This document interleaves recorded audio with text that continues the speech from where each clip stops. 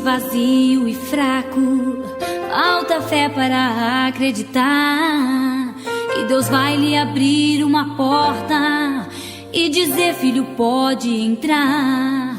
Rodeado por tantas pessoas, mas sentindo a dor da solidão, o inimigo tentando roubar a alegria do teu coração. Acredite que o seu limite jamais pode limitar a Deus.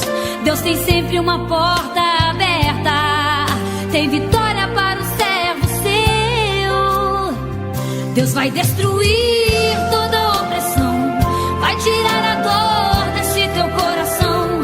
É só nele crer, é só acreditar que o poder de Deus ninguém vai limitar. Se a tua fé faltou na provação, hoje Deus renova o teu coração. Se o teu limite foi desanimar, Deus não tem limites pra te ajudar. Receba a vitória, pensa agora a tristeza e a solidão. Pensa agora a angústia, medo e depressão. Tome posse e receba, seja renovado agora. Deus não tem limites pra te dar vitória. Pensa agora a tristeza e a solidão. Pensa agora a angústia, medo e depressão. Tome posse e receba, seja renovado agora. Deus não tem limites pra te dar vitória.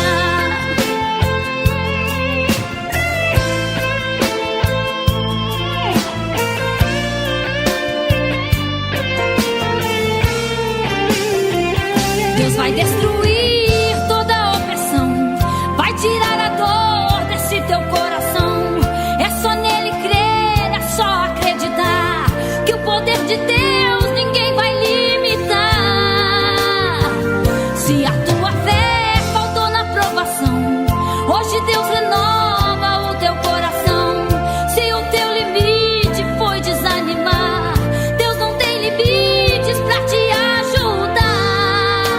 Receba a vitória, pensa agora a tristeza e a solidão. Pensa agora a angústia, medo e depressão. Tome posse e receba, seja renovado agora. Deus não tem limites pra te dar vitória. Pensa agora a tristeza e a solidão. Pensa agora a angústia, medo e depressão.